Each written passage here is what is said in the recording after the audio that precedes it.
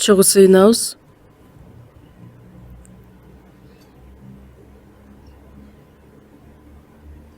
Бизди сүйгөн, биздин ырайымдуу ыйык асмандагы Кудай Ата. Биз Кудайдан алыстап күнөөгө баткан бардык күнөөкөрлөрдү, жаман иштерибиздин негизинде душман катары жазага жана сотко гана тартыла турган адамдардан элек. Бирок бардыгыбызды өз ырайыңыз менен, өз улуу сүйүүңүз менен Ыйса Машаяк биз бара турган жазага тартылып, соттолуп, анын төккөн ыйык кан аркылуу биздин күнөөлөрүбүздү түбөлүккө кечирип, биздин эмгегибиз эмес өз куткарылуу белегиңизди бергендигиңиз үчүн ыраазычылык билдиребиз. Эми биз сиздин ыйык балдарыңыз катары өзүңүзгө кабыл алып, түбөлүктүү асман падышачылыкка бара турган даңктуу үмүт бергендигиңиз үчүн, эми биздин денибизди дагы, жаныбызды дагы өз каныңыз менен кун төлөп сатып алгандыктан биз Теңирге гана таандык адамдарбыз.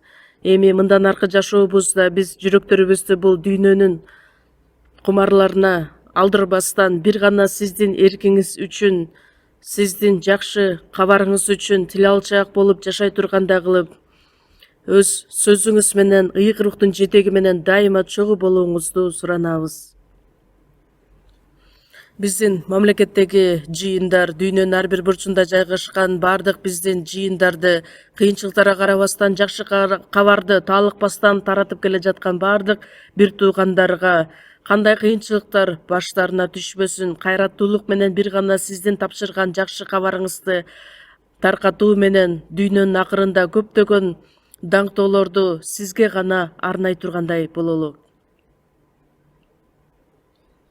Ар бир убакта бизге керектелүүчү өз сөзүңүздү уга тургандай кылып мүмкүнчүлүк бергендигиңиз үчүн бул саатта дагы бизге өз сөзүңүздү берип, сиздин сөзүңүздү, сиздин ыйык эркиңизди биз кандайча туура жашай турганыбызды Кудай өзүңүз үйрөтүңүз. Биздин куткаруучу Ыйса Машаяктын ысымынан сыйындык. Аминь. Даңктоо группасы даярдаган ырды чогуу угабыз.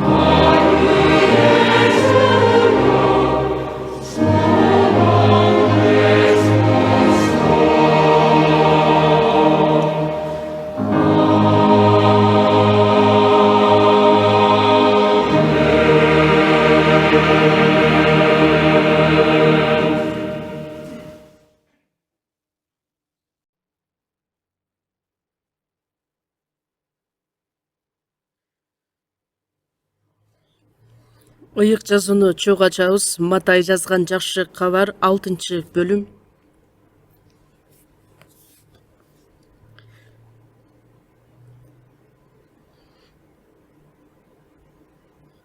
Матай жазган жакшы кабар 6-бөлүм.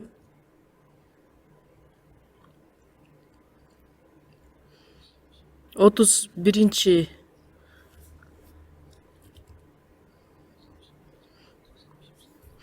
34 аятка чейин окуйбуз.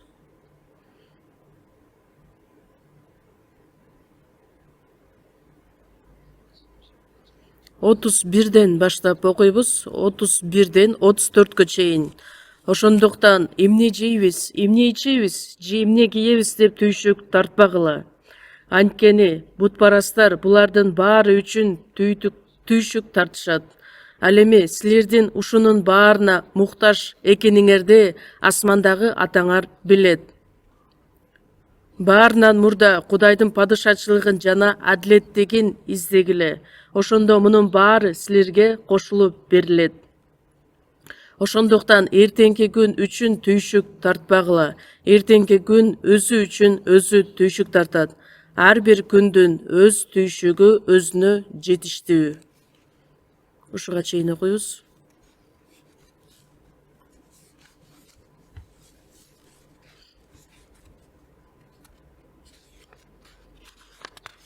Бүгүн эл үчүн, мамлекет үчүн өтө кайгылуу күн. Белгилүү болгондой, өткөн түнү өспүрүмдөр Хэллоуин майрамында ойноп жаткан көп адамдар бир заматта кысылып калгандай, тепселенип калгандай санап көргөндө 149 адам каза тапты. Андан сырткары көптөгөн балдар жаракат алышкан. Алардын жашы 10 жаштан 20 жашка чейинки убакыт өспүрүмдөр.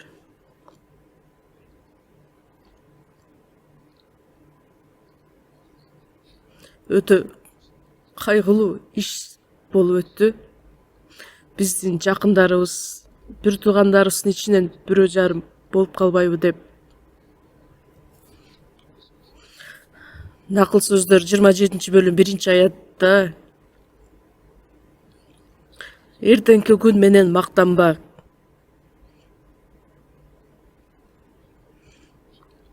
Анткени эртеңки күнү эмне болорун билбейсиң деп айтылгандай, бир күндүн ичинде эмне деген иштер гана болуп кетпейт. Бир дагы адам аны ойлонбогон дагы иштер, күтүлбөгөн иштер болуп кетиши мүмкүн. Кээ бир учурларда адамдын өмүрүн дагы алып кетиши мүмкүн. Аны эч ким алдын ала айта албаган нерсе. Жеке өзүбүз үчүн дагы, мамлекет үчүн дагы азыр биз өтө коркунучтуу доордо жашап жаткандыгыбыз анык. Биз аны жакшы билебиз. Негизги көйгөй биз кайсы күнү бул дүйнөдөн кетсек дагы Кудайдын астына келе турган туура, ачык, айкын болгон ишенимибиз болушу керек. Куткарылган адам бул дүйнөдөн кийин кеткенден кийин өлүм менен бардыгы бүтүп калбайт. Андан кийин өлүмдөн кийин адамды түбөлүк өмүр жана түбөлүк кайгы күтүп турат. Бирок дүйнөнүн адамдары өлүм жөнүндө гана ойлошот. Бирок бардык эле адамдарды ошол эки жол күтүп тургандыгын биз жакшы билебиз. Батыраак эртерээк өлөбү, же болбосо узак жашап анан бул дүйнөдөн кайтабы, айырмасы жоктой көрүнөт. Бирок өлүмдөн кийинки нерсе чынында маанилүү. Анткени Кудай бардык адамдарга бергиси келген нерсе бул Кудайдын бейнеси боюнча жаратылган адамдын жаны куткарылууга ээ болуп, Кудайга окшоп түбөлүк бейиште Кудай менен түбөлүк кубанычка бөлөнүп жашоосун каалайт. Бирок адамдар ошол чындыкты таанып билбегендиги үчүн бул убаракырчылык дүйнө үчүн жашайт дагы, андан кийин ичип жейле баарыбыз өлөбүз деген ой менен жашашат. Бирок биз аларга салыштырмалуу карап көрө турган болсок, биз өтө чоң бакытка ээ болгон адамдарбыз, же болбосо өтө бактылуу адамдарбыз. Анткени биз куткарылууга ээ болгонбуз. Эми ошол бизге берилген тапшырманы көптөгөн куткарылбаган адамдар үчүн биз колдон келишинче жеткиришибиз керекпиз.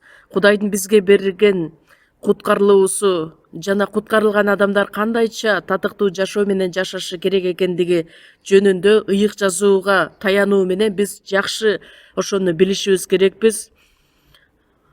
Кудайдын адамдарга берген эң чоң белеги деп аталган темада биз бир нече жума боюнча сүйлөшүп келе жатабыз. Анткени Кудайдын каалоосу бүт адамдар куткарылууга ээ боло тургандай кылып, ырайымга ээ боло тургандай кылып бардык мүмкүнчүлүктөрдү түзүп берген.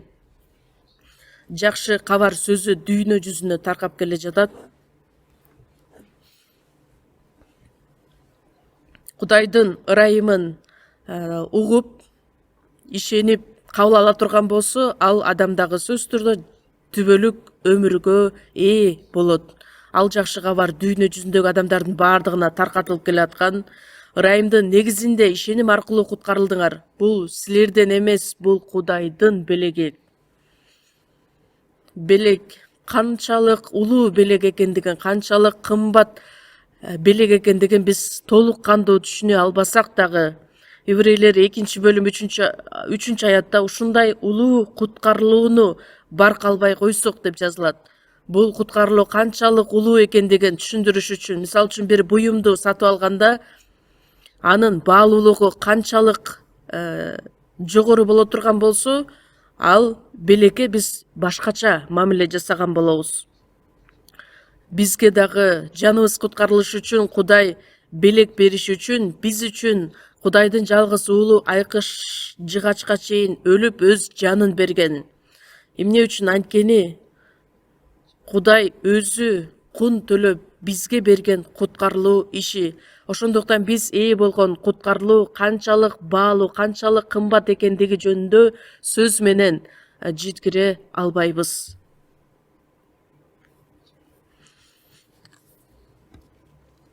Биз куткарылгандан кийин Кудайдын ырайымы канчалык улуу, таң калыштуу, керемет экендигин сөз аркылуу уламдан улам биле баштайбыз. Римдиктер 8-бөлүм 32-аятты карасак, өз уулун аябастан баарыбыз үчүн берген Кудай эми өзүнүн уулу менен кошо кантип эле баардыгын бизге бербесин. Өзүнүн жалгыз уулун айкаш жыгачка өлгөнгө чейин берди элек. Бизди куткарып алыш үчүн өз баласын берген Кудай баласын эле берип койбостон эми аны менен кошо, уулу менен кошо баардыгын кантип эле бербесин деген сөз. Ал сөз куткарылган адам үчүн. Ошол кереметтүү куткарылууну гана бербестен башка нерсени кантип эле бербесин. Асман менен жерди жараткан жаратуучу Кудай, дүйнө жүзүн башкарып келген биздин Теңир, биздин атабыз болду. Биз анын балдары болгонбуз. Эми биз үчүн түбөлүк бейишти даярдап койгон. Бейишти бизге мурас катары берүүгө Кудай өзү кубанат. Эми мындан аркы бул дүйнөдөгү жашообузда Кудайдын бизге болгон ырайымын актап жашаганыбыз, ыраазычылык менен жашаганыбыз, Кудайдын куткарылган адамдары катары кандайча жашаарыбызга Кудай өзүнүн сөз аркылуу дагы үйрөтүп келет. Машаякчы катары кандайча жашашыбыз керек, ошону бизден Кудай өзү көргүсү келет. Израиль элин Мисир жергесинде 400 жыл бою кулчулукта жашашкан учурда Мусаны жиберет дагы, анан Кудай өз кереметтүү күчү менен аларды Мисир жергесинен куткарып алат. Кызыл деңизде кургактыкты жаратат да, андан кийин ошол кургактыктан алар өтүп чыгышат. Ыбрайымга Кудай өзү убада кылгандай Канаан жергесин аларга бериш үчүн чөлдө 40 жыл бою жашашат. 40 жыл деген убакыт эмне үчүн аларга керектелген? Кудайдын ырайымын, Кудайдын куткарылуусуна ээ болгон адамдар улам эле бат унутуп койгондуктан Кудай өзү бергиси келген Канаан жергесине болгон үмүткө караганда азыркы башына түшкөн оорчулук, кыйынчылык, жей турган көйгөй, иче турган көйгөй, кие турган кийимине байланышкан көйгөй, жыйынтыгында Кудайга нааразы болушкан. Мусага кайрылып айтышат: бизди чөлдө өлтүрөйүн деп бизди Мисирден алып чыктың беле?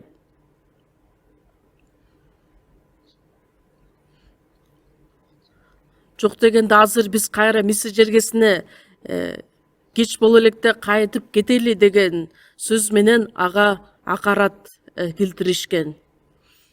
Күн сайын күндүз булут мамысы менен, түнкүсүн от мамысы менен Кудай дайыма алар менен чогуу болгон эле. Күн сайын манна менен тамактандырып, суусаган учурунда суу берип, алардын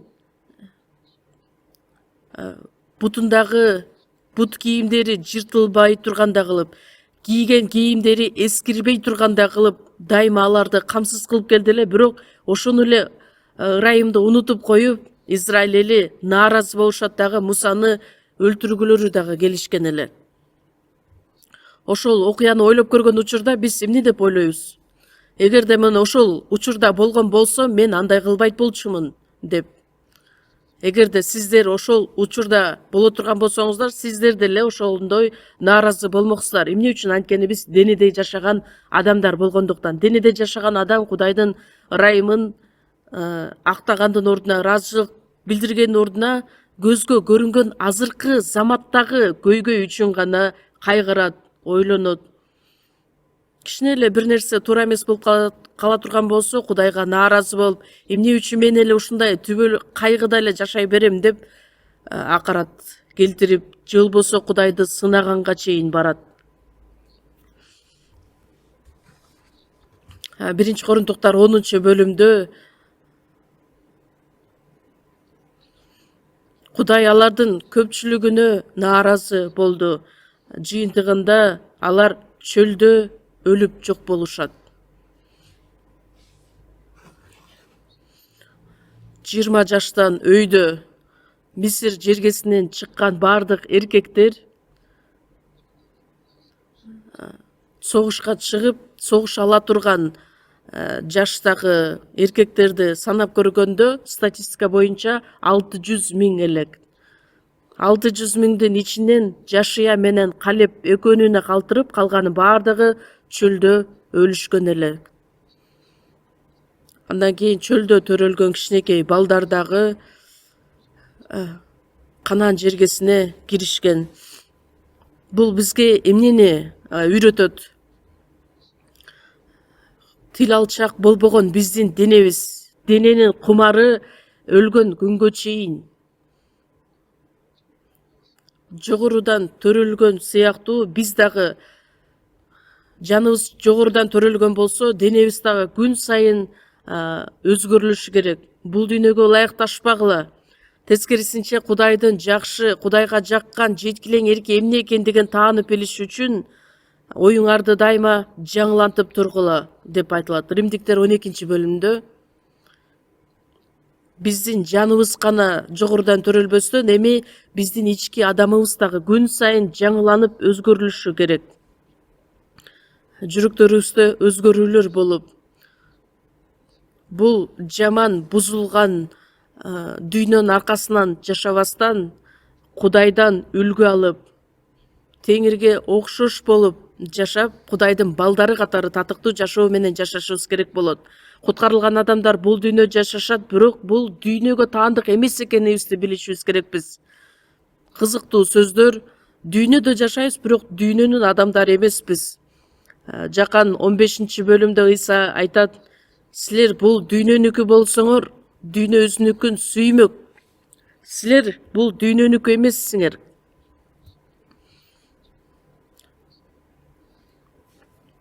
Кудайга кызмат кылыш үчүн бул дүйнөгө таандык эмес адамдарбыз. Дүйнөгө таандык эмес болгондуктан Кудайга таандык адамдар катары татыктуу жашоо менен жашашыбыз керек болот. Ошол себеп менен Кудай бизди чакырып алган, бизди өзүнө бөлүп алган. Ошол нерсени эч качан унутпашыбыз керекпиз, бирок адам болгондуктан аны бат эле унутуп коебуз. Кудайдын көзгө көрүнбөгөн ырайымы, же болбосо ыйык рухтун жетеги, ал биздин көзүбүзгө көрүнбөгөндүктөн адамдар өзүнүн денеси боюнча өзүнөн дагы бай жашаган, өзүнөн дагы ийгиликке жетишкен адамдарды карайт дагы анан аларга көз арткан сыяктуудай болот. Кудайдын сөзүнө тил алчаак болгондун ордуна дене кумарына, дененин каалоосун аткарып жашаганга барат. Ошондуктан биз денебизге каршы дайыма согуш менен жашап келебиз. 1 Петр 2-бөлүм 11-аятта: силерден өтүнөрүм, жаныңарга каршы күрөшкөн дене кумарларынан качкыла. Силер бул дүйнөдө жолоочу жана келгинсиңер. Израиль эли дагы Канаан жергесине киргенге чейин келгин жашоо менен алар чөлдө 40 жыл бою жашашкан эле. Ошондуктан жаныңарга каршы күрөшкөн дене кумарларынан качкыла. Биз денебизге каршы дайыма күрөш жүргүзүп келебиз. Ошол күрөштөн сөзсүз түрдө жеңип чыгышыбыз керек. Ошондуктан куткарылуубуз гана баалуу болбостон, куткарылгандан кийинки жашообуз дагы өтө маанилүү экендигин унутпашыбыз керек. Кудай биздин жаныбызды гана куткарып эле бейиштен жолугусабыз мейли деп калтырып койгон жок.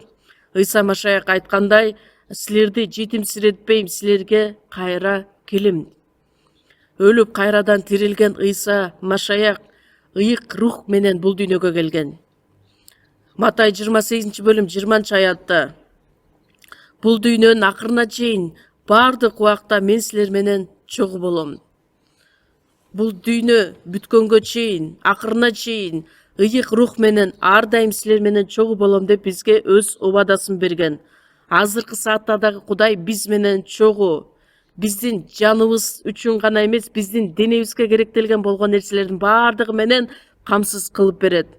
Бирок эң эле негизгиси өзүнүн ырайымы менен куткарылууга биз ишеним аркылуу ээ болобуз. Ал эми куткарылгандан кийинки биздин жашообуз Кудайдын балдарына убадаланган нерселер, баталар, Кудайдын жардамы, Кудайдын убадасына ишенүү менен, тил алчаак болуубуз менен ээ болобуз. Тил алчаак болуубуз менен, баш ийүүбүз менен куткарылган адамдарга убада болгон нерселердин бардыгын иш жүзүндө аткарып берет. Качан биз анын сөзүнө ишенгенде, тил алчаак болгондо, ошого жараша Кудайдын батасы дагы болот, убадасы дагы аткарылат, жардамына дагы ээ боло алабыз. Тескерисинче жазага да тартылышыбыз мүмкүн.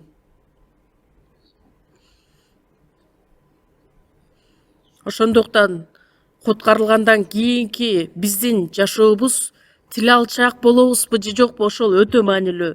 Сыйынуубуз, тил алчаак болуп жашаганыбыз, Кудайдын эркин аткаргандыгыбыз, ошонун бардыгы Кудайдын бизге берген убадасы менен түздөн түз байланышы бар. Өзүнүн уулу менен кошо бардык нерсени кантип бизге бербесин? Өзүнүн уулун дагы аябастан биз үчүн берген Кудай кантип башка нерсесин бербей койсун? Биз төрөлгөн учурда бизди төрөгөн ата-энебиз бар.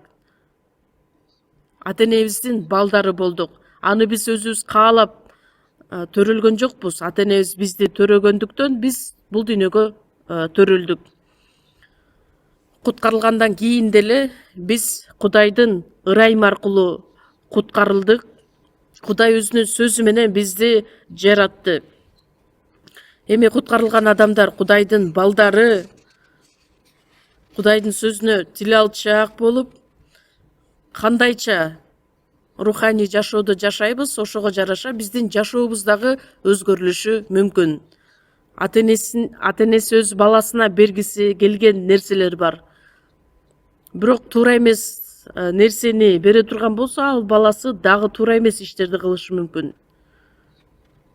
Ошондуктан кичинекей кезинде баласына бардыгын берип койбостон, баласы бой жеткенге чейин аны сактап келет, күтүп келет. Анан акырындык менен, үйрөтүү менен баласына керек болгон нерселерди берет. Куткарылдык деп эле, ме деп эле бардыгын бизге Кудай берип койгон жок. Биздин руханий жашообуз канчалык деңгээлге чейин өскөн болсо, ошого жараша өз убадасын, өз жардамын берет. Биз сиздер менен окуп кеткен аяттарда эмне жейбиз, эмне ичебиз, эмне кийебиз деп түйшүк тартпагыла. Куткарылган адамдарга айтылган сөздөр. Мунун бардыгын бутпарастар түйшүк тарткан нерселер. Силер ушунун баарына муктаж экениңерди асмандагы атаңар билет. Кудай бардык нерсени билет. Биздин чачыбыздагы, башыбыздагы, чачыбыздагы саналган деп Матай 10-бөлүм 30-аятта жазылат. Башыңардагы, чачыңардагы саналуу деген сөздүн мааниси менден дагы мени Кудай өзү өтө жакшы билет. Жөн эле билип эле тим болбостон бизге керек болгон нерселерди толуктап берет. Бирок эмне үчүн биз түйшүк тартышыбыз керекпиз? Түйшүк тартуу бул ишенбестик, тынчсыздануу, кайгыруу бул ишенбестик болуп саналат. Дүйнөнүн акырына чейин сени менен чогуу болом, сага жардамымды берем деп Кудайдын убадасына эмне үчүн биз ишенбейбиз? Ошондуктан Ыйса айтат, ишеними аздар. Ишенген ишенебиз, бирок толук кандуу ишенбейбиз, жеткилең түрдө. Ыйса катуу шамал болгон учурда көлдүн үстүнөн басып келе жаткан Ыйсаны көрүп, шакирттери айтат, бул элес деп. Ыйса ошол замат аларга кайраттангыла, менмин деп айтат. Петр айтат, Теңир, эгерде сен болсоң, мен дагы ушул суунун үстү менен басып барайынчы деп.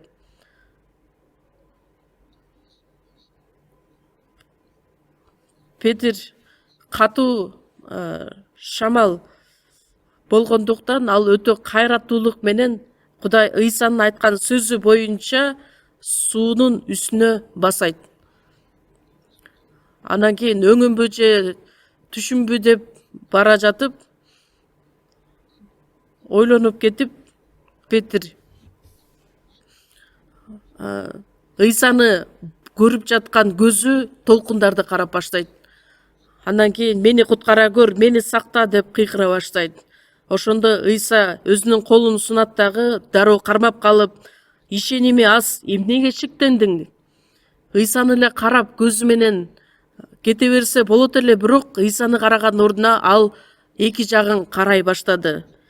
Биз башка эки жакты карабастан бир гана Ыйсаны карап, артынан келе турган болсо, Кудай өзү бизди дайыма сактап келет. Ал өзүнө таянгандарды билет деп ыйык жазууда айтылат. Билет деген сөз демек ал адам үчүн жооптуу болот.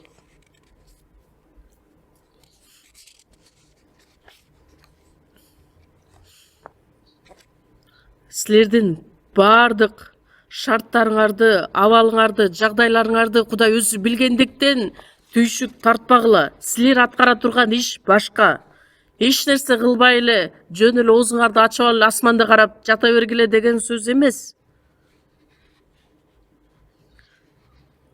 Хурманын астына жатып алып, хурма быш оозума түш деп жата бербегиле деген жок.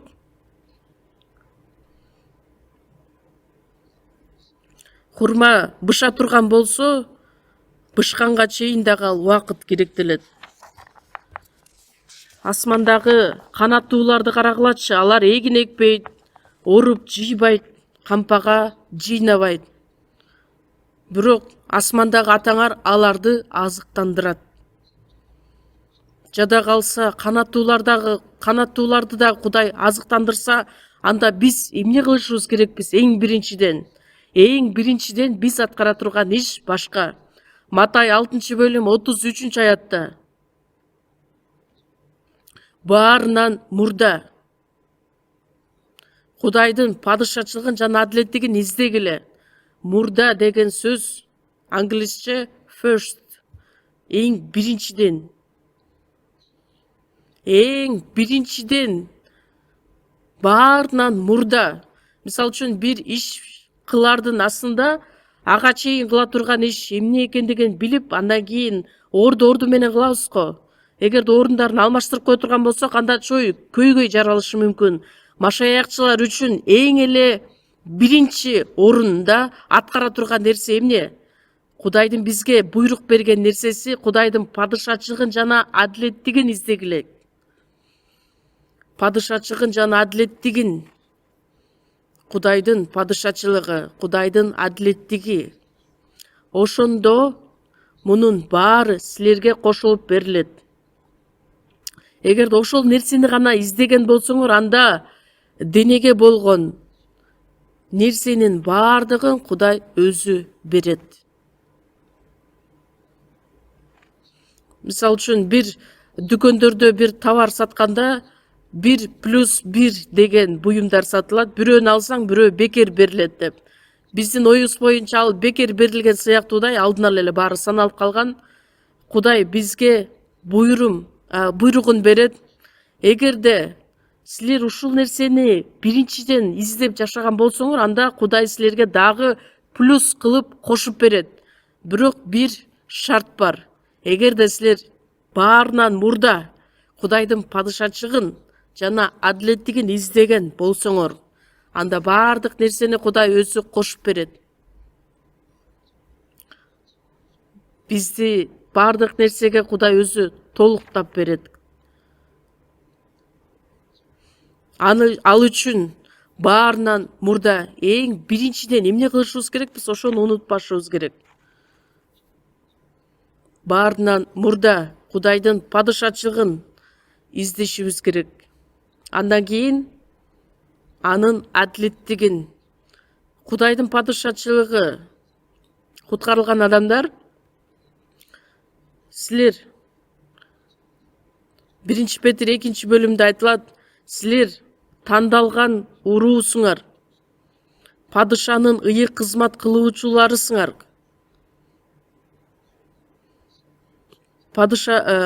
Падышачылык болбосо мамлекет болуш үчүн 3 негизги фактор керектелет. Биринчиси суверенитет, экинчиси мамлекет, анан үчүнчүсү территория. Куткарылган адамдар Кудайдын элибиз, Кудайдын тандалган уруусубуз.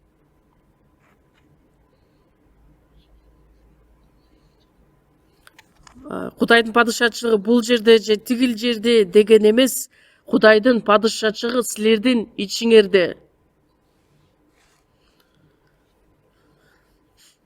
Асман падышачылыгы менин ичимде деп айтылат. Алыс болгон падышачылык эми менин ичимде болду. Жүрөктө болгон нерсе бул кичинекей асман падышачылыгы, ал эми асман падышачылыгы бул түбөлүк асман падышачылык деп айтылат. Кызыктуу бир окуя болуп өткөн эле. Бир пастор бар эле. Японияда Кореяны басып алганда, Пхеньянда бир пастор бар эле. Жакшы кабарды таркаткан адам.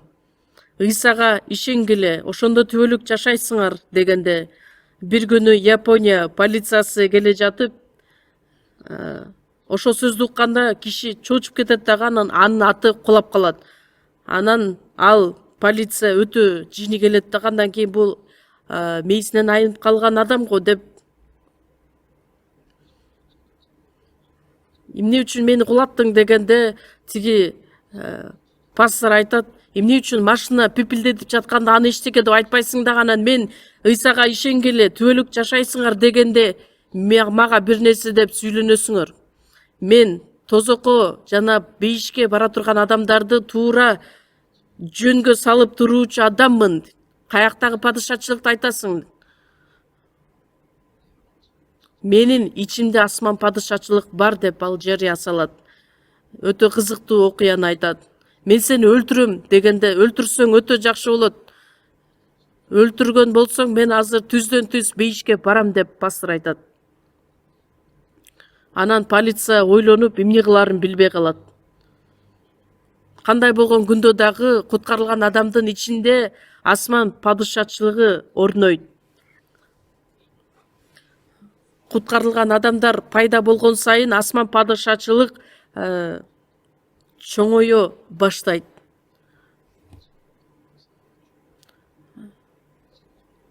Ыйык жазууда же болбосо ыйык китептерде ырларда ырдалгандай, ошол падышачылыкка бара турган эл даяр болгон учурда падыша келет.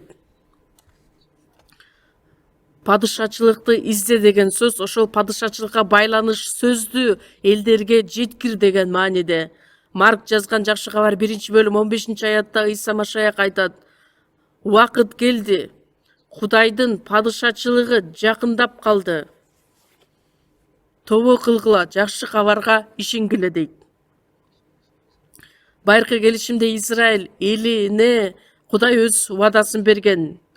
Кудайдын падышачылыгы жакындап калды. Ыйса өзү падышачылык болуп саналат. Кудайдын астында кетирген күнөөсү үчүн тобо кылган адам, куткарып алган Ыйсаны кабыл алган болсо, ал адам дагы куткарылган адам болот.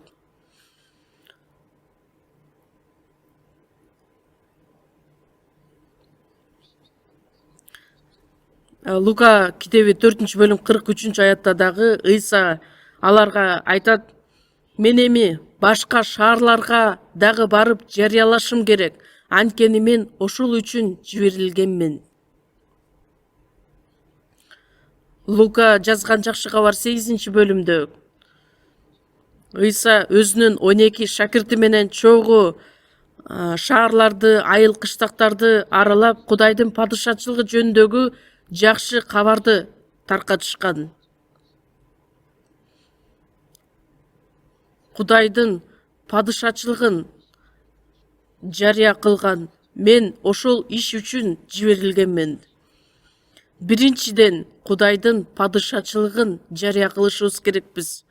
Ыйсанын аткарган бардык иши куткарылган адамдар үчүн үлгү катары көрсөтүлгөн иштер болуп саналат. Ыйса өзүнүн шакирттеринин буттарын жууп жатып, мен силерге үлгү көрсөттүм, мен силерге эмне кылсам, силер да ошону кылгыла. Эми биз куткарылган адамдар, Кудайдын балдары болдук, жогорудан төрөлдүк, түбөлүк өмүргө ээ болдук. Эми эмне кылышыбыз керекпиз? Ошол Кудайдын падышачылыгын жарыя кылышыбыз керекпиз элдерге. Мамлекетин жоготуп алган адамдар үчүн, өз эгемендүүлүгүнө жетиш үчүн алар ошону кана самап келишет, издеп келишет. Билесиздер го аны жакшы. Биз күнөөгө баткан адамдар Кудайдын падышачылыгына ээ болушубуз үчүн Ыйса Машаяк айкаш чыгачка өлгөнгө чейин барды. Эми ошол Кудайдын падышачылыгы көптөгөн адамдарга жарыяланышы үчүн биз аларга барып айтышыбыз керекпиз. Андан дагы чоң иш жок. Ыйса Машаяк айкаш чыгачка кадалып, анын өзүнүн төккөн ыйык кымбат баадагы каны аркылуу биздин күнөөлөрүбүздүн бардыгын кечирди. Андан дагы чоң иш жок. Ал өтө керемет, улуу иш. Биз эгерде ошол улуу куткарылууга ээ болгон болсок, андан дагы артык иш барбы? Кече жаңылыктарды карасам, кечеки окуядан кийин дагы көптөгөн куткаруучу группалар бат эле бир заматта келе калышты дагы.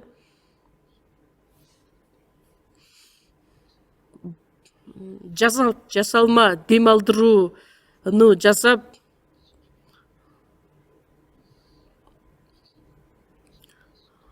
адам үчүн алтын убакыт деп аталган 4,5 мүнөт өтө маанилүү деп айтышат.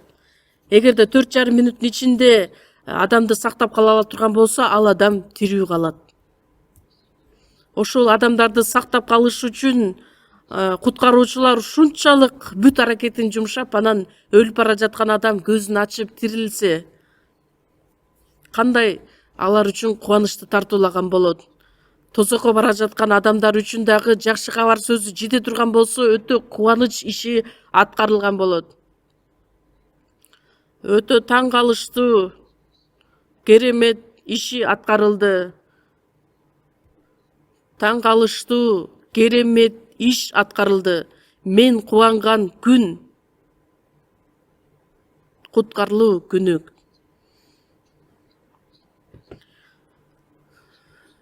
Бир адамдын жанын куткарып алыш үчүн силер кайдыгер эле карап отура бересиздерби?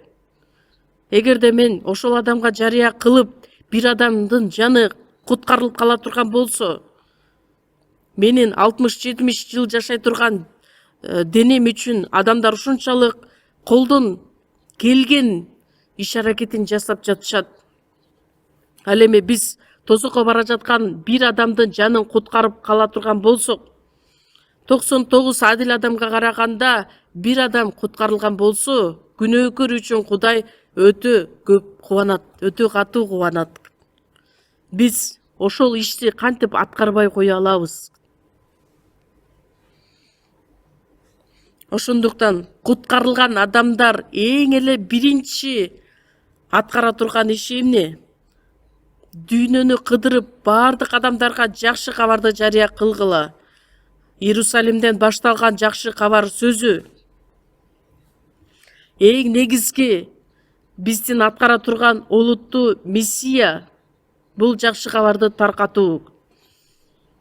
Бир эле элчилер эмес, андан кийинки көптөгөн ишенген адамдар дагы өлүмгө чейин барышкан эле жакшы кабар таркатыш үчүн. Биз эмне кылышыбыз керекпиз? Жыл сайын биз айтабыз, жыл сайын жаңы чечимдерди кабыл алабыз. Дүйнө жүзүнө жакшы кабар жетиш үчүн бүт күч аракетибизди жумшайбыз деп жарыя кылабыз. Бир аз убакыт өткөндөн кийин ал жүрөктөр, ал каалоо дагы муздап өчүп калат. Албетте, таалыкпастан күн сайын сыйынып, уктаса дагы, турса дагы Кудай дагы бир адамды сактап калганга, куткарып калганга жардам бериңиз деп. Жок дегенде бир адамга жакшы кабарды айтып калайын деген адамдар бар. Бир эле пасторлар, насаатчылар гана аткара турган иштер эмес, бардыгыбыз биримдикте аткара турган иш болуп саналат. Насаатчы адам бир гана жакшы кабарды таркатыш үчүн чакырылып алынган, өзүнүн бүт убактысындагы бардык нерсесин эмгектенип, бир гана ыйык китепти колуна көтөрүп алып эле жакшы кабарды таркатпастан, адамдар таалыкпастан эмгектенеби, же болбосо бизнес кылабы, эмне иш кылбасын, жыйынтыгында эмнеге болот? Ээ болот. Акчага ээ болот. Материалдык байлыкка ээ болот. Жакшы бай болуп жашаш үчүнбү? Жок. Өзү үчүн бир аз үнөмдөп жумшап, андан кийинки калган суммасын, материалдык байлыгын жакшы кабар үчүн жумшашы керек болот. Биздин бир туугандардын ичинен ошол адамдар өтө көп экенин мен жакшы билем. Кээ бир адамдар өздөрүнүн атын, ысымын дагы атабастан миңдеген долларларды жумшаган адамдар бар. миллиондогон өздөрүнүн акчасын аябастан жакшы кабар үчүн көмөктөшүшөт. Ал адам үчүн ошол акчасы бүт байлыгы болуп саналышы мүмкүн. Мен чет мамлекетке жакшы кабар таркатыш үчүн миссионер катары бара албасам дагы, бирок өзүмдүн болгон материалдык байлыгымды ошол үчүн арнайын. 80 мамлекеттен ашык мамлекеттерге биз өзүбүздүн кызматчыларыбызды жиберип жатабыз. Аларга биз колдон келишинче жардам беришибиз керекпиз. Жакшы кабар таркатылыш үчүн, жыйындар тургузулушу үчүн керек боло турган болсо машина сатып берип, насаатчылардын, же болбосо пасторлордун балдарын окутуш үчүн, жашай турган жашоосуна керектелүүчү болгон нерсеси менен дайыма биз камсыз кылып турушубуз керекпиз. Бирок бүгүнкү күнгө чейин эч бир кыйынчылыгы жок эле жардам берип келе жатабыз. Эгерде ал сумманы айта турган болсом, сиздер өтө таң калышыңыздар мүмкүн, бирок биздин бир туугандар баардыгы биримдикте бүгүнкү күнгө чейин үн чыгарбастан аткарып келе жатышат. Ыйса Машаяк айга чыгачка кадалып өз жанын бербеген болсо, анда биз кантип коткарылат элек? Жакшы кабар үчүн бир туугандар, ишенген адамдар өз эмгектерин курмандык катары арнаган болбосо, кантип биз куткарылууга ээ болот элек? Ошондуктан азыр мен колдон келишинче өзүмдүн убактымды, байлыгымды, жада калса өз жанымды дагы ошол жакшы кабар үчүн арноого даяр болушум керекмин. Анткени ошонун жыйынтыгында гана башка адамдар куткарылууга ээ боло алышат. Мен эч нерсе менен курмандык кылгым келбейт. Анда ал адам эгоист адам, менсинген адам, өзүн гана ойлогон адам. Эгерде ошондой адамдар гана жашай турган болсо, анда жакшы кабар сөзү кантип башка адамдарга жетмек эле? Ошондуктан жакшы кабарды таркаткыла, жарыя кылгыла деген сөз өтө маанилүү. Так ошол миссияны, ошол тапшырманы Кудай бизге тапшырган.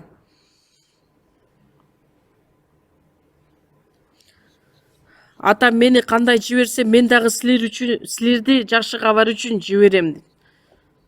Куткарылган адамдар ошол жакшы кабарды таркатыш үчүн жиберилишкен.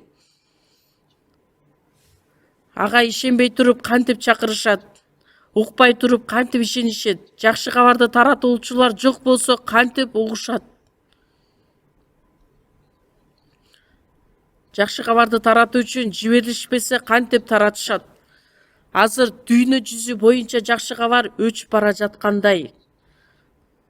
Европа мамлекеттеринде жакшы кабар негизи ушунчалык от жалындап күйүп тургандай жакшы таркатылып жаткан эле, бирок азыркы учурда ошол жалындап турган от өчүп бара жаткан сыяктуудай.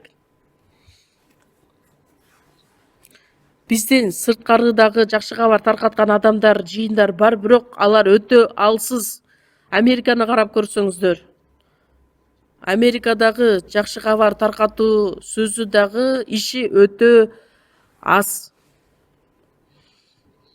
Кудай айтат, сынган камышты сындырып салбайт, же болбосо түтөп жаткан чырактын билегин өчүрүп салбайт. Ошондуктан жакшы кабар отун өчүп бүтүп калбагандай, Кудай биз аркылуу, биздин жыйын аркылуу азыр жалындап кайрадан от күйгүздүк. Ошол биздин аткара турган тапшырмабыз аягына жете турган болсо, анда дүйнөнүн акыры ошо менен аягына келет. Биз тирүү кезибизде Кудай менен, Ыйса менен жолуга турган убакытта доордо жашап жатабыз деп айтсак болот.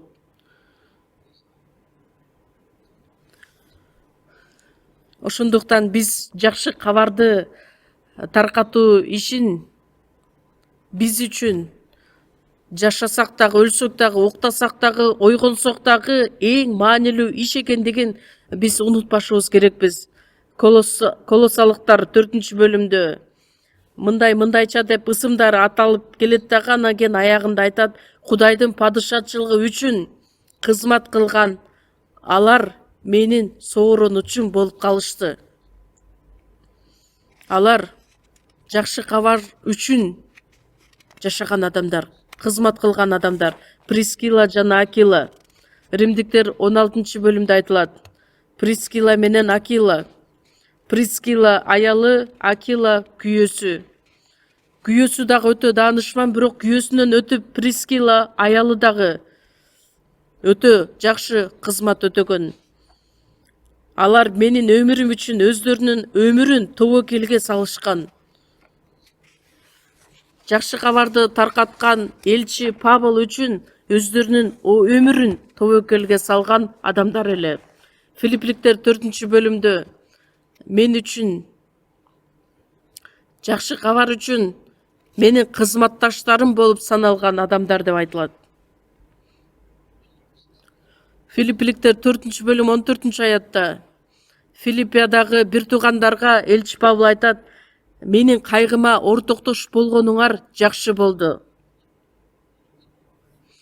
Элчи Павыл сабалганда алар кошо сабалып, түрмөгө отурганда кошо түрмөгө отурушту деген сөздөр эмес. Элчи Павыл канчалык жолу сабалган учурда, канчалык көп жолу ачка болуп калган учурда, таш бараңга калган учурда силер менин кайгыма ортоктош болдуңар. Кээ бир адамдар айтат, мага кандай тиешеси бар экен, мен ага жооптуу эмесмин деп. Ал адам аткарбаса дагы ал адам үчүн башка адам аткарат. Бирок ушул өтө олуттуу, маанилүү иш бизге тапшыргандыгы бул өтө чоң артыкчылык болуп саналат. Адам бир гана ой менен кандайча жашасам экен, кандайча курсагым тойгузсам экен деп эле жашап, ошол үчүн гана ыраазы болушу керекпи? Антип жашагандын ордуна батыраак өлүп Кудайдын астына барганы артык. Мени кечирип коюңуздар, бирок биз аткара турган иш такыр эле башка. Филиппликтер 4-бөлүмдө 6-7 аятта эч нерсеге кам санабагыла. Ар дайым сыйынганда, жалынганда каалооңорду ыраазычылык билдирүү менен Кудайга айткыла. Ошондо силердин жүрөгүңөрдү жана ойлоруңарды билген Ыйса бардык нерседен сактайт. Сыйынууңар менен, жалынууңар менен каалооңорду Кудайга ыраазычылык менен айткыла. Кудай ошондо Кудайдын акыл жеткис тынчтыгы силердин жүрөгүңөрдү жана ойлоруңарды Ыйса Машаяк аркылуу сактайт. Эмне үчүн түйшүк тартасыңар? Эмне үчүн коркосуңар? Кудайга ишенип, Кудайга таянсак болот го. Кудайга тапшырган болсо, Кудайга таянган болсо, Кудай бардыгын өз мойнуна алат. Сенин жаныңды дагы, сенин денеңди дагы Кудай өзүнө таандык деп айтат. Кудайга тапшырып кое турган болсо, Кудай бардыгы үчүн өзү камсыз кылып толуктап берем дейт. Анда эмне үчүн кайра эле түйшүк тартабыз, эмне үчүн кайра эле коркуп жашайбыз? Жана айтып кеткендей, түйшүк тартканыбыз бул ишенбестик. Кыйынчылык боло турган болсо, түйшүк тартпастан Кудайга ишенип, Кудайга тапшырышыбыз керекпиз. Анткени Кудай өзү жооптуу болом дейт. Же андай эмеспи?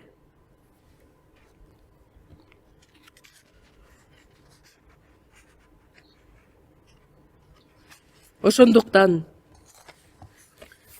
эң биринчиден баарынан мурда Кудайдын падышачылыгы жана адилеттигин издегиле. Адилеттик деген эмне? Кудайдын падышачылыгы бул жакшы кабарды таркатуу. Адилеттик бул Кудайдын эрки. Ыйса Машаяк Иордан дарыясында сууга чөмүлдүрүлгөн учурда жакан айтат, ушундай кылууга кантип мен бармак элем? Мени сен чөмүлдүрүлүшүң чөмүлдүрүшүң керек эле. А сен болсо мага келип жатасыңбы? Жок, азыр ушундай кылууга Кудай жол берди. Сууга чөмүлдүрүүчү жакан Кудайдын уулу Ыйса Машаяк айкаш чыгашса өлө тургандыгы жөнүндө алдын ала сууга чөмүлдүрүү аркылуу көрсөтүшү керек эле. Биз толугу менен Кудайдын эркине баш ийгенибиз, анын адилеттигин издегенибиз болот. Ошондо Ыйса Машаяк айтат, мындайча сыйынгыла деп. Асмандагы атабыз, сенин ысымың ыйык тутулсун. Биринчиден, куткарылган адам Кудайдын ысымы ыйыкталышы үчүн, ысымы ыйык тутулуш үчүн аракет кылышы керек. Бул эмнени билдирет? Асман падышачылыгы келсин деп эле оозубуз менен айта берсе, кантип асман падышачылыгы келип калат? Кудайдын падышачылыгы көптөгөн адамдарга жетиш үчүн биз сыйынышыбыз керекпиз. Сыйынган адам омейин деп эле бүтүп калбайт. Кандай сыйынган болсо ошого жараша иш кылышы керек. Кудай көптөгөн адамдар куткарылсын деп сыйынып коюп, өзү эч нерсе кылбаса, анда анын сыйынуусу дагы жалган болот. Сыйынуусу омейин деп эле бүтүп калбайт. Сенин падышачылыгың келсин. Асмандагыдай эле жерде да сенин эркиң аткарылсын. Жакшы кабар сөзү аткарылып, асмандагы болгон нерсе эми жерде дагы аткарылышы керек.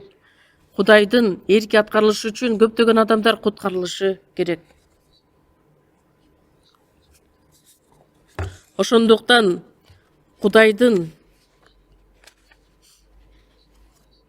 эрки, жеткилең эрки, Кудайга жаккан эрки эмне экендигин биз туура таанып билишибиз керекпиз.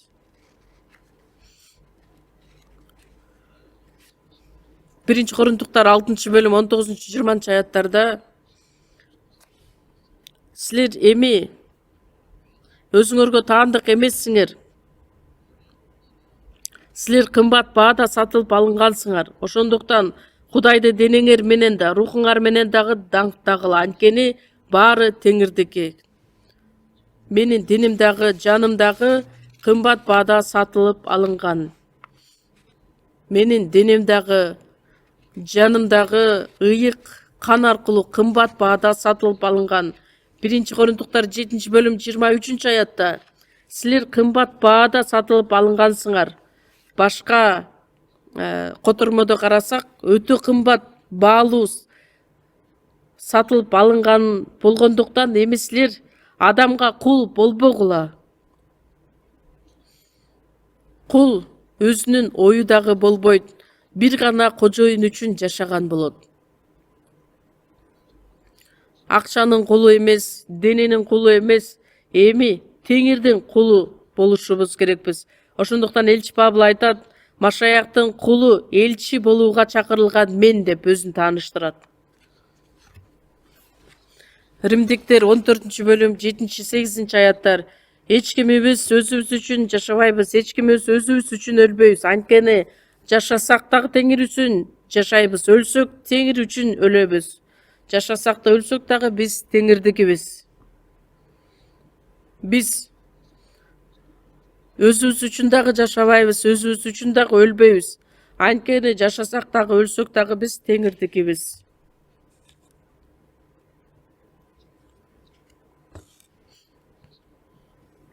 Өзү үчүн гана жашаган болсо мени кечиресиздер, бирок ал түйшүк жаза. Өкүнүчтүү жана маңызсыз жашоо болуп калат. Эгерде биз чынында Кудай үчүн, Теңир үчүн жашаган болсок,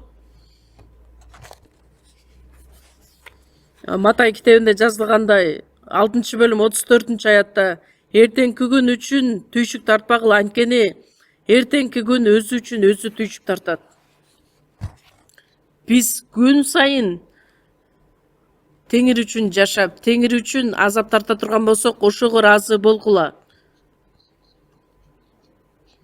теңир үчүн жашап, теңир үчүн өлө турган болсок, эң ийгиликтүү өмүр менен жашаган болобуз. Жашасак дагы, өлсөк дагы теңирдекебиз. Биз өзүбүз үчүн жашай турган, өзүбүз үчүн өлө турган, бийликке дагы ээ эмес адамдарбыз. 1-Корунтуктар 10-бөлүм 31-аятта ичсеңер да, жесеңер дагы, эмне кылсаңар да баарын Кудайды даңкташ үчүн кылгыла. Үйлөнсөңөр дагы, күйөөгө чыксаңар дагы, жумушта иштесеңер дагы, бир жакка көчүп кетсеңер дагы, эмне кылбагыла. Баардыгы Кудайды даңкташ үчүн болушу керек. Кудайды даңкташ үчүн болобу же даңктабаш үчүн болобу? Анын максатын карап көрүшүбүз керекпиз. Кудайга жага турган иш болобу же жакпай турган иш болобу? Ошону биринчиден изилдеп көрүшүбүз керек. Ошол Кудайдын адилеттигин издеген болобуз. Ошондо мунун баардыгы силерге берилет. Канчалык керемет сөздөр.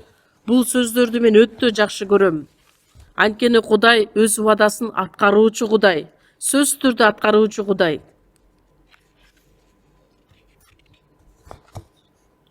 Адам убадасына турбайт, ишенбейт дагы. Эгерде теңир үчүн жашасак, анда биз өлүп калабыз деп ойлошот. Тескерисинче, теңир үчүн жашасак, эң ийгиликтүү өмүрдү жашаган болобуз. Же теңир үчүн жашап өлүп кала турган болсок, адилетсиз жашоо болобу? Жок. Аны менен кошо өлгөн болсок, анда аны менен кошо тирилебиз. Ошондуктан машаякчылар оозубуз менен эле сүйлөп койбостон, билип эле, окуп эле тим болбостон, руханий жашообузда иш жүзүндө аткарышыбыз керекпиз. Эми биз чынында Кудайдын падышачылыгы үчүн умтулган адамдарбыз. Матай 5-бөлүм 6-аятта адилеттикке ачыккандар жана суусагандар бактылуу, анткени алар тоюшат. Бул эмнени билдирет? Кудайдын адилеттиги үчүн адилеттикке ачыккандар жана суусагандар бактылуу. Эгерде биз ошого умтулуп жашаган болсок, анда Кудай өзү бизди азыктандырат, бизди баардык нерсе менен камсыз кылат. Жакан 4-бөлүм 31-аятта Самария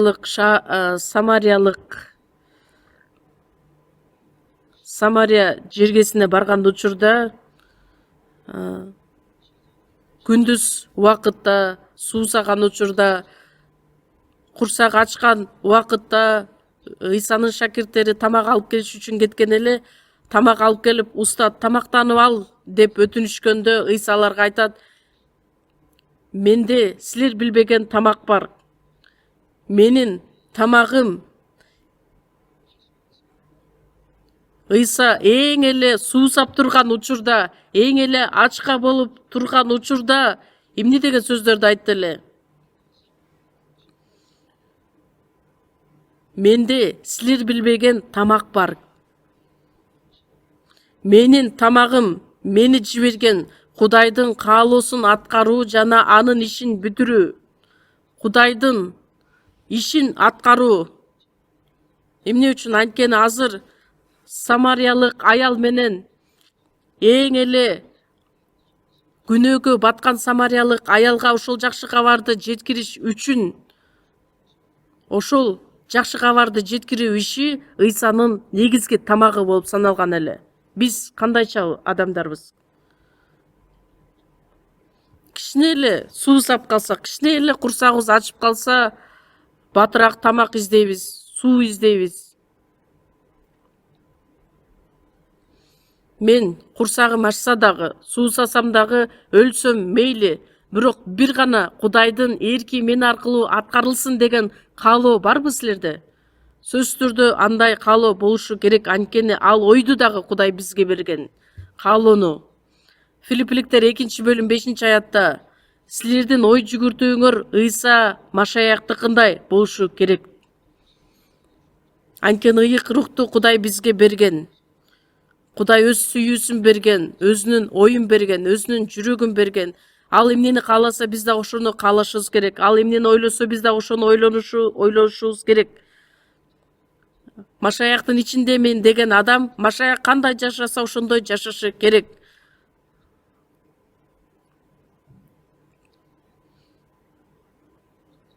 Ошол нормалдуу, татыктуу жашоо болуп саналат.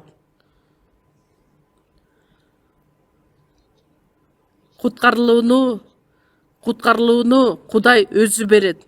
Куткарылууга ээ болуп туруп, анан кийин өзү каалагандай жашай бере турган болсо, кантип ошол Машаякчынын жашоосу болмок эле.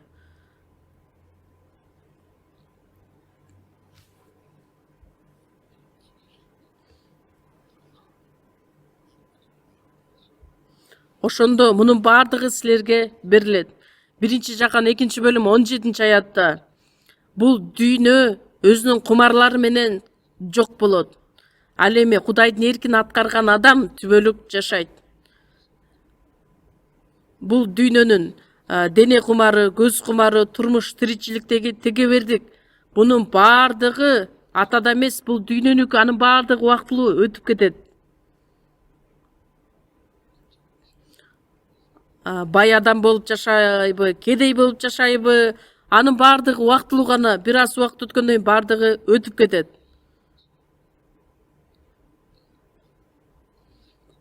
Түш сыяктуу, же болбосо шамал айдап кеткен сыяктуудай, же болбосо буу сыяктуудай жок болуп кетет. Бирок Кудайдын эркин аткарган адам гана түбөлүк жашайт. 1-Жакан 2-бөлүм 17-аяттагы сөз Америкадагы атактуу даанышман насаатчы D.L. Мудинин көрүстөнүндө дагы ошол сөздөр жазылган. Бир гана Кудайдын эркин аткарган адам түбөлүк жашайт деп. Ушуну унутпашыбыз керекпиз.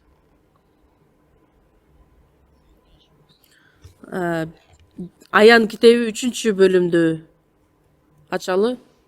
Аян китеби 3-бөлүм.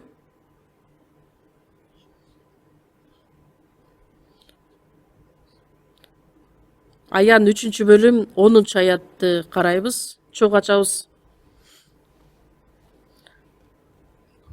Сен менин чыдамкайлык жөнүндөгү сөзүмдү сактадың.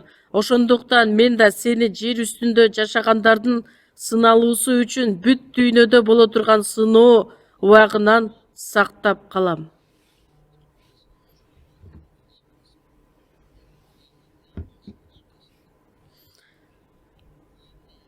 Чыдамкайлык жөнүндөгү сөзүмдү сактадың.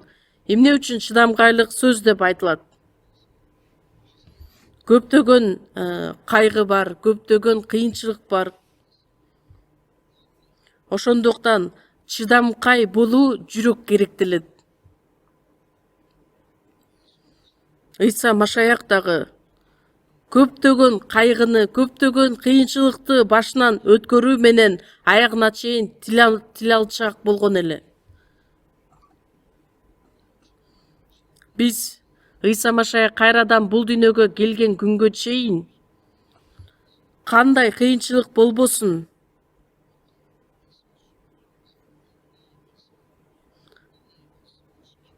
чыдамкайлык болушубуз керекпиз. Ошондуктан чыдамкайлык жөнүндөгү сөздү сактадың.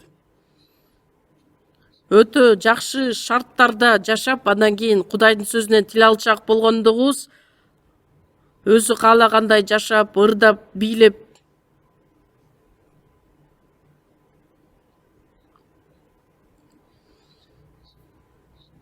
албетте шарттуу, жакшы, ыңгайлуу жашоодо жашаш үчүн өтө жакшы эле ыңгайлуу жашоодо жашай бере турган болсо, анда денеси тескерисинче дагы ыңгайлуу жашоого умтулат, дагы дүйнөнүкү көздөй бара жаткан болот.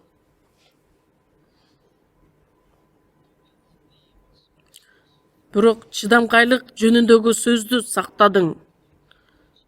Эми мен сени сактап калам. Эгерде биз Кудайдын сөзүн сактаган болсок, чыдамкайлык болсок, анда Кудай өзү бизди сактаган болот.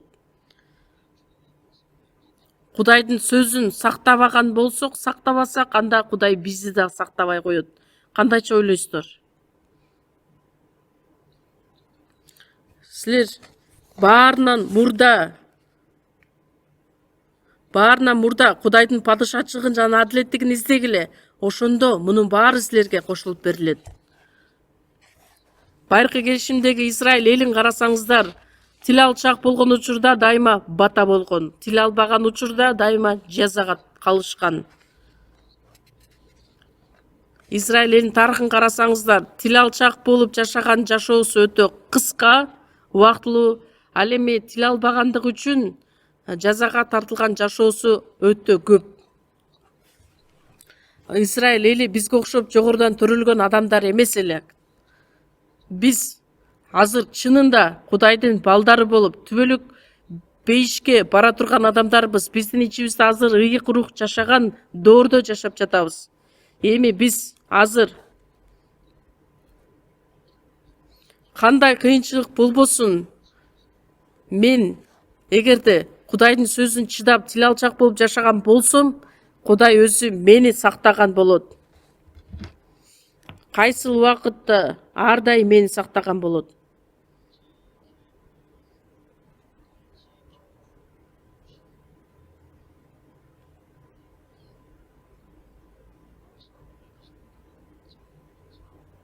Мурунку жумада да биз сиздер менен 120-забурду карап кеткенбиз. Тоо тарапка көз чаптыр. Мага жардам кайдан келет? Жардам мага асма менен жерди жараткан Теңирден келет. Мени сактоочу үлгүрбөйт да, уктабайт да.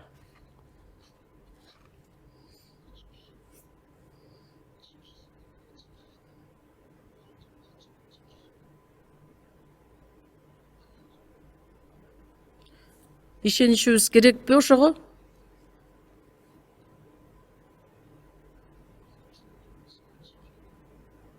Биз дагы Кудайдын сөзүн сөзсүз түрдө сакташыбыз керек.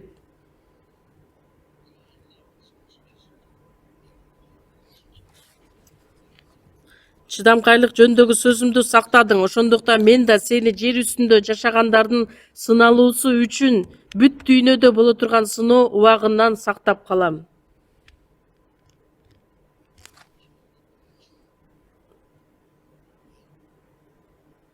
Күнөө болгон сайын дене кумары, көз кумары, анын баардыгы толуп турган учурда биздин жүрөктөрүбүз, денебиз ар дайым бизди азгырып турат. Сыноо убактысы өтө көп бизде. Анын баардыгы бизге сыноо катары келет.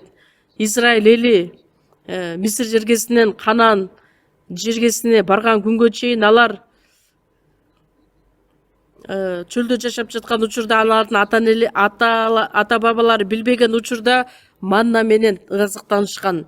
Бирок чынында алар Кудайдын сөзүнө тил алчакпы же тил алчак эмес экендигин билиш үчүн Кудай аларга сыноолорду жиберген. Аларды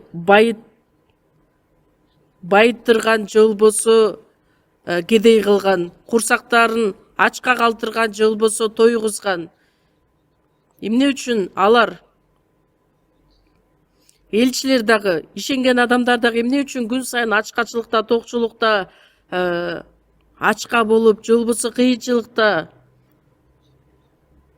үшүк суукта дагы кыйын жашоодо жашаган эле. Анткени ал дагы сыноо катары берилет, бирок ошол сыноолордо Кудай жеңе турган күчтү кошо берет. Элчи Павыл айтат, өлүм, сенин уут ишиң кайда? Сенин жеңишиң кайда? Элчи Павылдын каалоосу ошол кыйынчылыкта жашаган ордуна батыраак өлүп, Кудайга кайтып кетсем деген каалоосу бар эле. 2 Тимотей китебинде 4-бөлүмдө элчи Павыл айтат, Мен бул дүйнө менен коштошор убактым келди. Убакыт келди деп ал өтө кубанган эле. Теңир менен жолуга турган убакыт аз калды. Азыр болсо мага адилеттиктин таажысы даярдалып жатат. Куткарылууга биз ырайым аркылуу ээ болобуз. Ал эми өзүбүздүн сыйлыгыбызды, даңкыбызды, адилет таажысын ишенимибизге жараша алабыз. Бүгүн дагы Кудайдын астына келе турган болсок, денесин каалоосун гана аткарып жашап калган жашоомду көрүп сөзсүз түрдө мен өкүнгөн болом. Анткени өмүр бизге бир эле жолу берилет, ошондуктан бул өмүрдө Кудай үчүн денебиз үчүн эмес, Кудайдын эркин аткарып жашашыбыз керек болот. Анткени азыр бул дүйнөдөгү адамдарды карасак, баардыгы эле денеси үчүн, денени азгырган нерселерге берилип жашашат. Карап көрсөңүздөр, Кудайдын сыноо убактысы. Кудайдын сөзүнө тил алчак болуп жашайбызбы, же бул дүйнөнүн нерселерин аткарып жашайбызбы деп айтылат. 1 Петр 4-бөлүм 7-аятта баардык нерсенин аягы жакын, ошондуктан акылдуу жана сергек болгула. Ишенбеген адамдар аягына чейин ташбоор болуп, Кудайдын каардуу сотуна барыш үчүн даярдалып жашашат. Ал эми куткарылган адамдар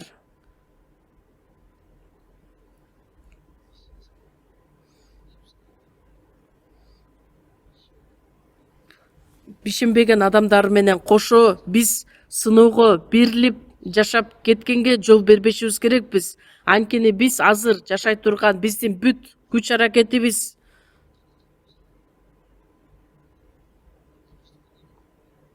баш аякчылар сөзсүз түрдө айырмаланышыбыз керекпиз.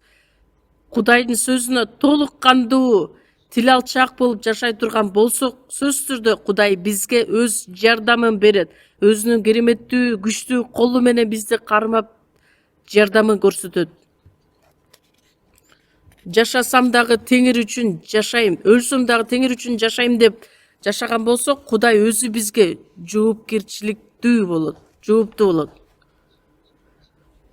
Мен өзүмдүн башыман өткөн нерселерди ойлоп көрө турган болсом, өтө эле көп кыйынчылыктарды башыман өткөрдүм. Анын арасында Кудай мени сактап келди. Кудай сактабаган болсо, мен азыр каякта эмне менен алек болуп жашаарымды өзүм да билбейм. Ушунчалык Кудайга ыраазымын.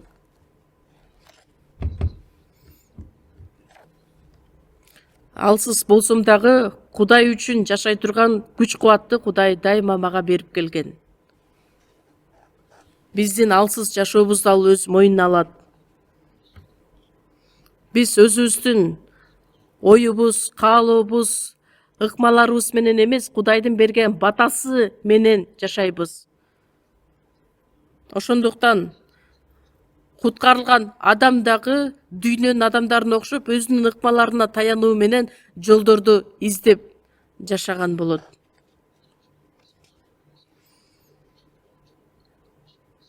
Ошондуктан куткарылган адамдар сөзсүз түрдө Кудайдын эркине тил алчак болуп жашашыбыз керек.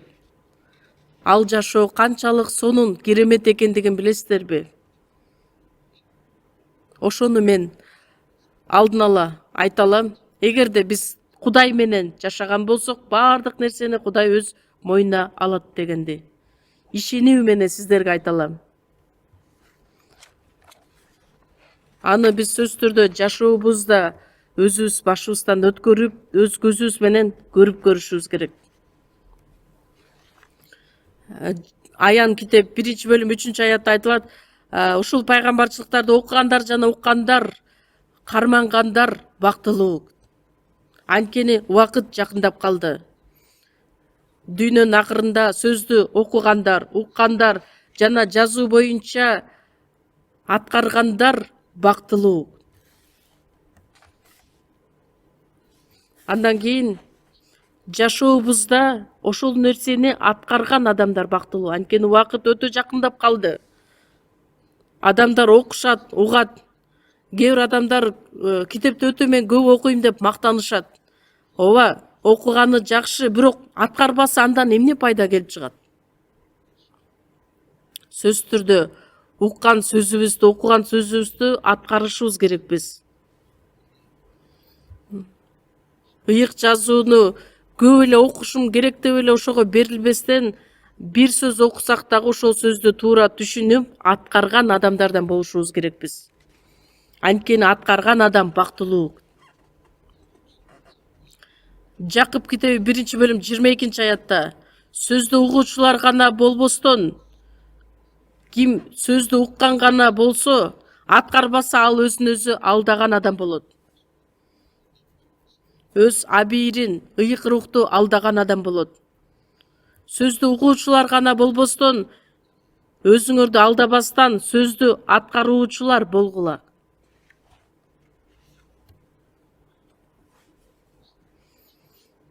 Жакшы абийирибизди алдаган болобуз, өзүбүздү алдаган болобуз.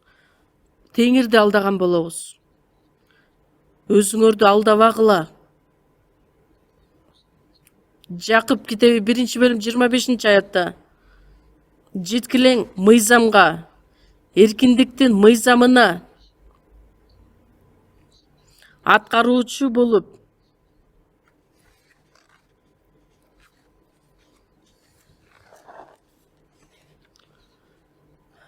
ошол мыйзамды угуп эле тим болбостон аткарган адамдардан болушубуз керекпиз. Аткарган ишине жараша ал батага ээ болот. Ыйса Машаяк өз шакирттеринин буттарын жууп жатып айтат: мен силерге үлгү көрсөттүм, мен силерге эмне кылган болсом, силер да ошону кылгыла. Ошондо силерге бата болот. Тил алчак адамды дайыма бата коштоп жүрөт. Дайыма бата чогуу жүрөт. Филиппиликтер 4-бөлүмдү чогуу ачалы. Филиппиликтерге жазылган кат 4-бөлүм. Филиппиликтерге 4-бөлүм.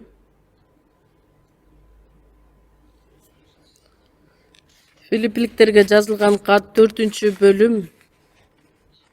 15-аяттан баштап окуйбуз.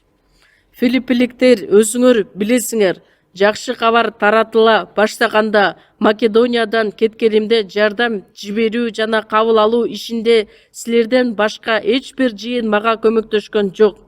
Тессалоникада жүргөнүмдө муктаж болгонумда силер мага бир нече ирет жардам жөнөттүңөр. Силерден жардам үмүт этип жаткан жокмун. Силердин пайдаңар үчүн көбөйүп жаткан жемишти каалап жатам.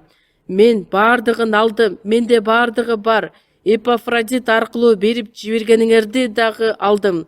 Ал тартууларыңар Кудайга жаккан жыпар жыттуу, жагымдуу курмандыктар.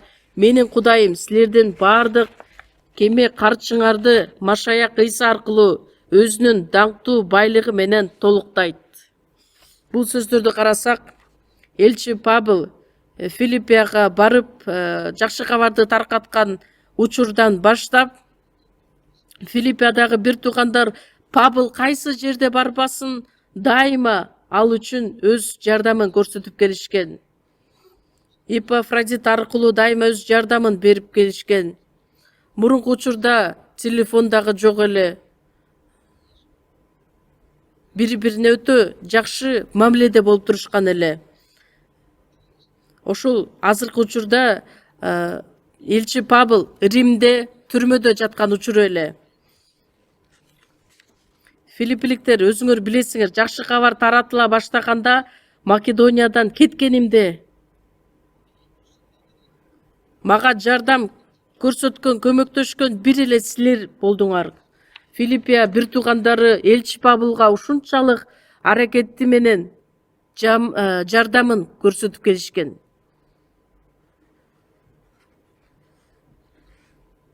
Ошол учурда башка адамдар эмне менен алек болуп турду эле. Тессалоникада жүргөндө дагы муктаж болгондо силер бир нече ирет жардам жөнөттүңөр. Силерден жардам үмүт этип жаткан жокмун. Силердин пайдаңар үчүн. Элчи Павыл алардан жардамды күткөн эмес, үмүт өткөн эмес. Тескерисинче ошол Филиппиядагы бир туугандар алардын жемиши дагы көп болсун деп жакшы кабар үчүн биримдикте алар баардык курмандыктарды алып келип жатышкан эле. Менде баардыгы бар дейт элчи Павыл. Римде түрмөдө жаткан Павыл эмнеге баардыгы бар деп айтып жатат? Элчи Павыл байлыкка же болбосо башка бир нерсеге ээ болоюн деген эмес. Ачка болгон учурда да, кыйынчылыкта болгон учурда да мен теңирдин ичинде дайыма бармын. Жокчулукта да, молчулукта да жашай алам. Бардыгына үйрөнгөнмүн дейт. Бирок элчи Павылга гана мүмкүн болгон нерсе эле. Ачкачылыкта да, токчулукта да, барга да, жокко да көрүнгөнмүн. Эпафродит аркылуу берип жибергениңерди дагы алдым. Ал тартууларыңар Кудайга жаккан жыпар жыттуу жагымдуу курмандыктар. Түрмөдө жаткан элчи Павылга жиберген керектелүүчү болгон нерсесин баардыгын алдым. Анын баардыгы Кудайга жаккан жыпар жыттуу курмандыктар. Менин Кудайым силердин баардык кеме карчыңарды Машаяк Ыйса аркылуу өзүнүн даңктуу байлыгы менен толуктайт. Анда кандай болот? Кудай өзү эми Филиппиядагы бир туугандарды өзүнүн даңкы менен баардык жагынан толуктап берет. Кудай өзү толуктап берет. Жакшы кабар үчүн адам жашаган болсо, андан кийинкисин Кудай толук камсыздап берет. Эгерде биз Машаяк үчүн жашаган адамдар болсок, денебиз талкаланып кала берсин деп бизди калтырып койбойт эч качан. Өзүбүз үчүн гана жашап, эгоист катары жашаган болсок, өзүмчүл гана болуп жашасак, өзүбүзгө жаккан жашоо менен гана жашап өлө турган болсок, анда бул өтө өкүнүчтүү, өтө аянычтуу жашоо болуп калат. Кээ бир учурда теңир үчүн ачкачылыкта жашасак дагы, кедейчиликте жашасак дагы, азапты дагы башыбыздан өткөрсөк дагы, анан жыйынтыгында бир күнү өлүм бизге келе турган болсо, анда теңирдин астында биз өтө даңктуу мактоого ээ болобуз. Ошондуктан теңир үчүн аткарган нерселерибиздин баардыгы үчүн Кудай ашып төгүлгөнгө чейин бизге толуктап берет. Ишенимиңиздер жетеби ошого? Текшерип көрүңүздөр. Мен ага толук кандуу ишенем. Анткени куткарылгандан кийин жашоомдо албетте азыр жакшы жашоо менен жашайм, бирок убагында өтө көп ачкачылыкта жашаганмын. Көптөгөн жашымды төккөнмүн. Бирок ага мен эч качан нааразы болгон эмесмин. Анткени ошол кыйын жашоо аркылуу Кудай мени көп нерсеге үйрөткөн. Кудай өзү мени жетектеп келди деген нерсеге үйрөндүм. Ошого толук кандуу мен ишенем. Дагы бир жерде чогуу ачалы. 3-чү Жакан, Жакандын жазган 3-чү китеби, 1-бөлүм. Жакандын жазган 3-чү китеби, 1-бөлүм. Ал жакта бир эле бөлүм, ошондуктан 1-2 аятты окуйбуз. Сүйүктүү Гайга чын жүрөктөн сүйгөн аксакалдан салам. Сүйүктүүм, рухий жашооңдо ийгиликке жетишкейин деле калган бардык нерседе ийгиликке жетип сак саламат болушуң үчүн сыйынам. Элчи Жакан айтат, сүйүктүү Гайга чын жүрөктөн сүйгөн аксакалдан салам. Гай деп аталган бир тууган Кудай үчүн жашаган, чын жүрөктөн сүйгөн аксакалдан салам. Гай деген адам ыйык жазууну издеп карасам бир нече жерде кездешет экен. Римдиктер 16-бөлүм 23-аятта айтылат. Жыйынга меймандостугун көрсөтүп жаткан Гай силерге салам айтып жатат. Биздин жыйындын ичинде дагы кээ бир учурда ашканада машинага жүктөп келип анан кийин ашканага түшүрүп кетет дагы, анан кийин бир туугандар үчүн колдонуп бериңиздер деп суранып кетишет. Эмне үчүн? Анткени бир туугандар, насаатчылар сак саламат болуш үчүн өзүнүн меймандостугун аябастан Гай бир туугандага окшоп.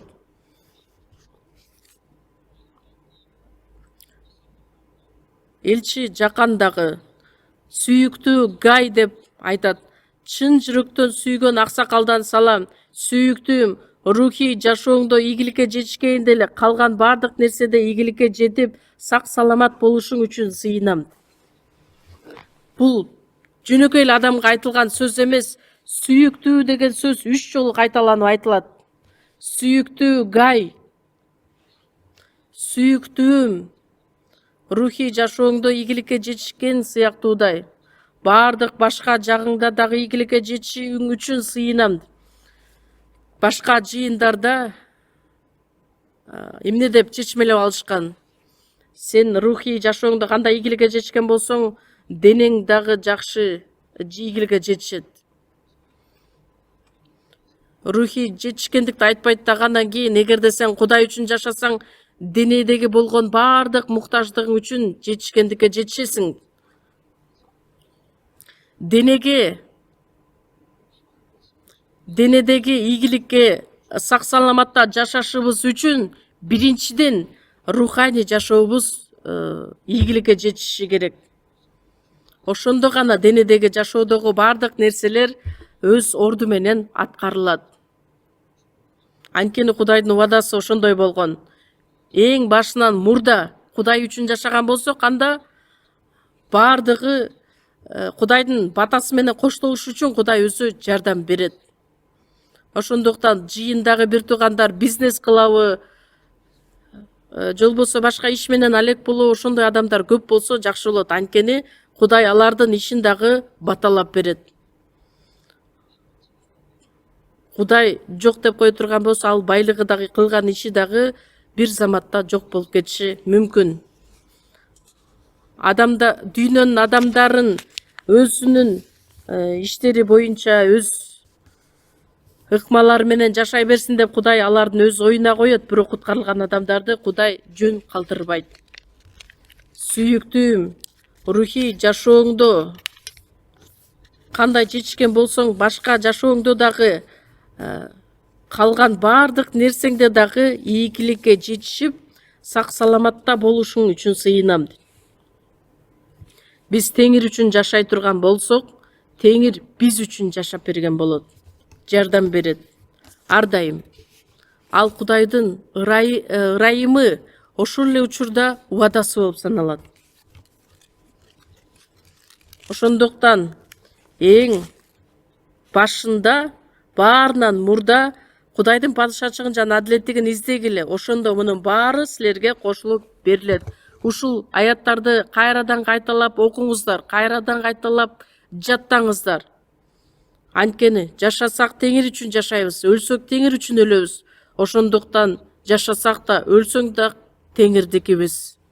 ошол каалоо ар дайым бизде өчпөстөн жүрөктөрүбүздө жалындап турган от сыяктуу болушу керек. Эгерде ошол жашоо менен жашай турган болсок, мындан аркы жашообуз үчүн Теңир үчүн арнашыбыз керек болот. Чогуу сыйынабыз. Биздин сүйүктүү Кудай Ата дүйнөнүн акырында бизди куткарып алып, сиз жетектеген, сиз үйрөткөн, сиз жардам берген жыйындын ичинде болгондугубуз үчүн ыраазыбыз. Теңир өзү айтып кеткендей, баарынан мурда Кудайдын падышачылыгын жана адилеттигин издегиле, ошондо мунун баардыгы силерге кошулуп берилет деген убадага ишенүү менен жашаганга жардам бериңиз. Биздин баардык жагдайыбызды, акыбалыбызды билген Кудай сизге таянуу менен, ишенүү менен бир гана сиздин эркиңизди аткарып жашаганга жардам бериңиз. Калган жашообузду бир гана сиздин ыйык колуңузга тапшырып, кайрадан келе турган Ыйса Машаяктын алдында ашкерелөөгө, уяткарууга калбай тургандай кылып, кайраттуулук менен жашаганга жардам бериңиз. Биздин куткаруучу Ыйса Машаяктын ысымынан сыйындык. Аминь.